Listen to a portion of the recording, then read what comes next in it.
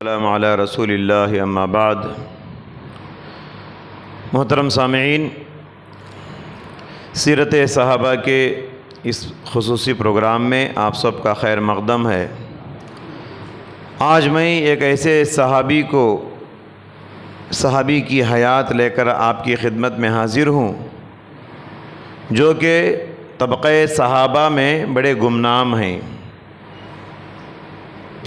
اکثر لوگ ان کو نہیں جانتے، بلکہ ان کا نام سن کر آپ کو لگے گا کہ زندگی میں پہلی بار ان کا نام سن رہے ہیں آپ۔ وہ ہیں حضرت جلیبیب رضی اللہ تعالیٰ عنہ۔ حضرت جلیبیب رضی اللہ تعالیٰ عنہ بڑے غریب صحابی، بڑے گمنام صحابی، بڑے بد شکل قریے میں رہنے والے۔ سماج میں ایسے انسانوں کو کون شمار کرتا ہے؟ سوسائٹی میں ایسے انسانوں کی قیمت کون جانتا ہے؟ ایسوں کو کون وزن کرتا ہے؟ ایسوں کو کون گنتا ہے؟ کوئی اہمیت نہیں دیتا ایسے لوگوں کو، مگر شریعت میں لوگوں کی قیمت ان کے ایمان کی وجہ سے طے ہوتی ہے۔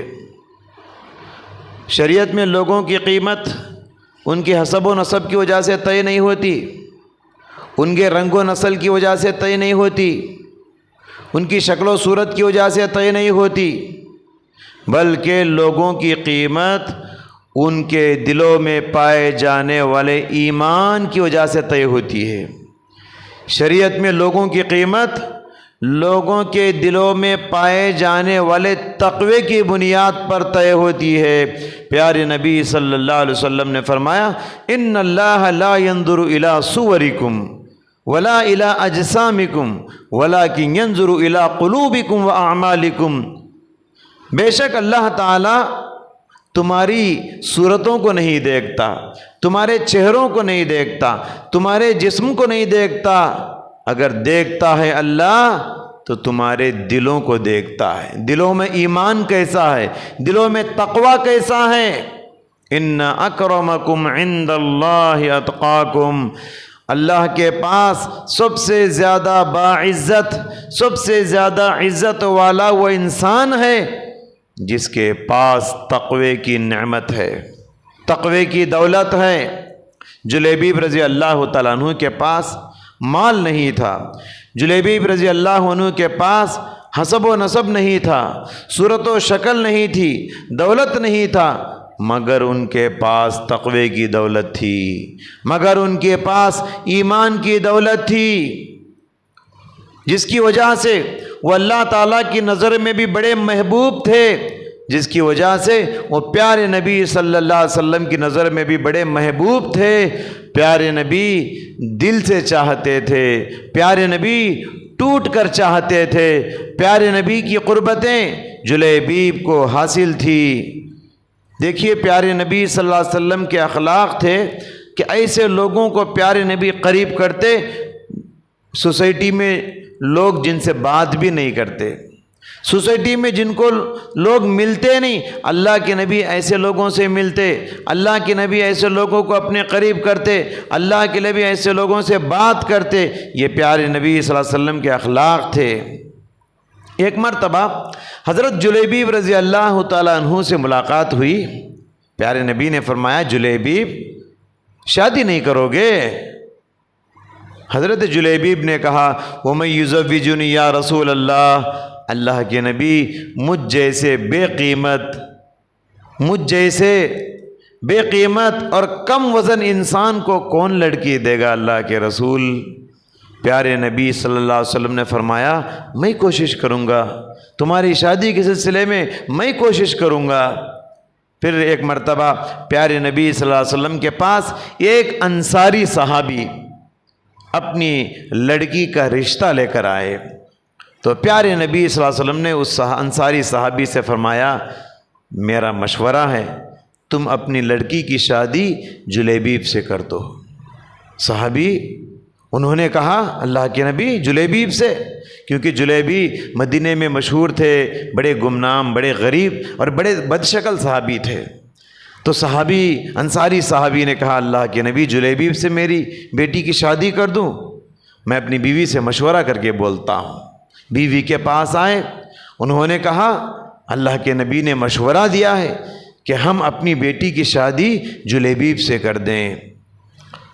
بیوی نے کہا جی پیارے نبی سے معذرت کر لو، پیارے نبی سے کہہ دینا کہ ہم آپ کی خواہش پوری نہیں کر سکتے، ہمیں معاف کر دیجئے۔ تو صحابی انصاری صحابی پیارے نبی کو جواب دینے کے لیے جا رہے تھے، پیچھے سے پوری باتیں بیٹی سن رہی تھی۔ لڑکی نے کہا ابا جان اللہ کے رسول کو کیا جواب دینے کے لیے جا رہے ہو؟ باپ نے کہا بیٹی میں اللہ کے نبی سے معافی مانگنے کے لیے جا رہا ہوں کہ میں آپ کی خواہش پوری نہیں کر سکتا۔ بیٹی نے کہا ابا جان ویسے مت کہیے، ابا جان ایسا مت کرنا، یہ نبی صلی اللہ علیہ وسلم کا مشورہ ہے، نبی کے مشورے میں خیر ہوتا ہے، نبی کے مشورے میں خیر ہوتا ہے، مجھے اللہ کی ذات سے امید ہے کہ ان سے شادی کرنے سے میرا فائدہ ہوگا، لہٰذا ابا جان آپ دونوں تیار ہو یا نہ ہو نبی کے مشورے کے لیے پر عمل کرنے کے لیے میں تیار ہوں ان سے شادی کرنے کے لیے۔ اللہ اکبر۔ پھر کہا بیٹی نے وَلَن يُضَيِّعَنِيَ اللَّهُ، مجھے اللہ کی ذات سے امید ہے اللہ مجھے ہرگز برباد نہیں کرے گا ان سے شادی کرنے کے بعد۔ بیٹی کے جذبے کو دیکھ کر، بیٹی کی خواہش کو دیکھ کر، نبی سے بیٹی کی وفاداری کو دیکھ کر ماں باپ دونوں راضی ہو گئے۔ بہرحال شادی ہو گئی۔ شادی ہونے کے بعد پیارے نبی صلی اللہ علیہ وسلم نے دل سے دعا دی، فرمایا اللہم صب علیہ الخیر صبا ولا تجعل فی عیشہا کدا، اے اللہ اس لڑکی کی زندگی میں آسمان سے رحمتوں کی بارش نازل فرما، برکتوں کی بارش نازل فرما، خیر کی بارش نازل فرما، اور اس لڑکی کی زندگی میں کبھی کوئی تکلیف نہ دکھا، کبھی کوئی فاقہ اور فقیری نہ دکھا۔ نیا جوڑا پیاری نبی کی دعا لے کر نئی زندگی کا آغاز کیا۔ ابھی چند ہی دن گزرے سے شادی ہو کر ایک جنگ ہوئی، اس جنگ میں جلیبیب رضی اللہ تعالیٰ عنہ بھی شامل ہوئے۔ جنگ ختم ہونے کے بعد پیارے نبی صلی اللہ علیہ وسلم نے کہا من تفقدون، تلاش کرو کون کون زندہ ہے، کون کون شہید ہو گئے، کسے تم گم پاتے ہو، تلاش کرو۔ صحابہ کرام میدان جنگ میں سب کو تلاش کیے، کرنے کے بعد کہا فلاں فلاں آدمی کو ہم گم پاتے ہیں۔ پیارے نبی صلی اللہ علیہ وسلم نے کہا نہیں پھر ایک بار تلاش کرو، اور کون کون غائب ہے؟ صحابہ نے تلاش کر کے کہا اللہ کے نبی ہمارے پاس پوروں سب کی لسٹ آ گئی ہے، کون زندہ ہے اور کون شہید ہو گئے، سب کے نام آ گئے ہیں۔ پیارے نبی نے فرمایا نہیں ولیکن افقد جلیبیب، میں جلیبیب کو نہیں پا رہا ہوں، وہ کہاں ہے تلاش کرو۔ صحابہ تلاش کرے۔ اللہ اکبر۔ یہاں غور کرنے کی بات یہ ہے صحابہ میں سے ایک صحابی بھی جلیبیب کو یاد نہیں کرے، اس مشکل گھڑی میں اللہ کے نبی جلیبیب کو یاد کرے۔ یہ تھے ہمارے نبی کے اخلاق۔ ایسے غریب آدمی کو کوئی شمار نہیں کرتا، مگر ہمارے نبی ایسے غریبوں کو یاد رکھتے تھے۔ یاد رکھو سوسائٹی میں کسی انسان کے اخلاق کو معلوم کرنا ہے، کسی انسان کے کیریکٹر کو معلوم کرنا ہے تو دیکھو سوسائٹی کے غریبوں کے ساتھ اس کا رویہ کیسا ہے، سوسائٹی کے جو گمنام لوگ ہیں اس کے ساتھ اس کے اخلاق کیسے ہیں، دیکھ لو آدمی کے اخلاق آپ کو معلوم ہو جائیں گے۔ تو ایک صحابی بھی یاد نہیں کرے جلیبیب کو، لیکن پیارے نبی نے کہا ولیکن افقد جلیبیب، میں جلیبیب کو گم پا رہا ہوں، وہ کہاں ہیں؟ پھر تلاشی لی گئی، دیکھا گیا کافروں کی جانب 7 لاشیں پڑی ہوئی ہیں، 7 لاشوں کے بازو حضرت جلیبیب کی لاش پڑی ہوئی ہے۔ مطلب یہ ہے حضرت جلیبیب پہلے ان اللہ کے 7 دشمنوں کو قتل کیے، کافروں کو قتل کیے، اس کے بعد کسی کافر نے ان کو بھی شہید کر دیا تھا۔ صحابہ کرام حضرت جلیبیب کو لاش کو لے کر اٹھا کر پیارے نبی کی خدمت میں پیش کیے۔ پیارے نبی حضرت جلیبیب کو دیکھے، اپنے دونوں ہاتھوں سے جلیبیب کی لاش کو اٹھائے اور فرمایا ہوا منی وانا منہ، میں جلیبیب سے ہوں اور جلیبیب مجھ سے ہیں۔ اللہ اکبر!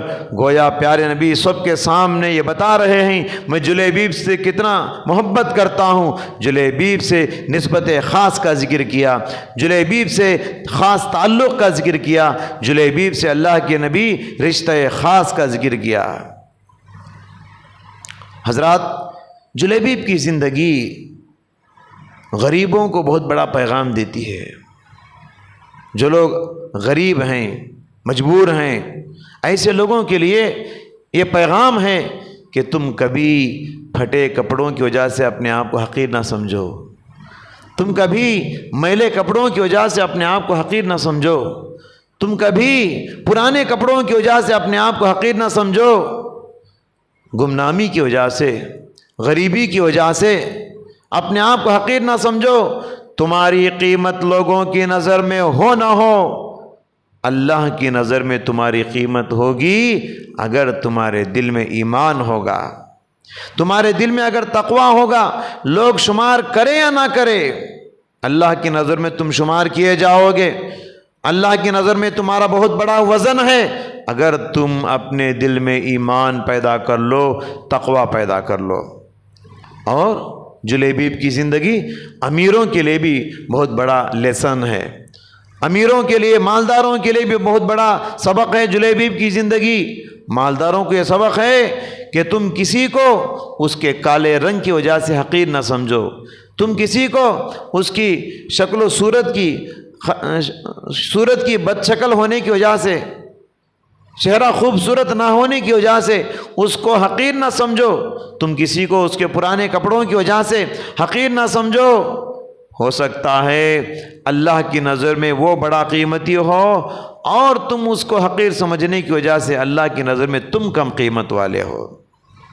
اللہ کی نظر میں قیمت حسب و نسب کی بنیاد پر طے نہیں ہوتی بلکہ ایمان اور تقوی کی بنیاد پر۔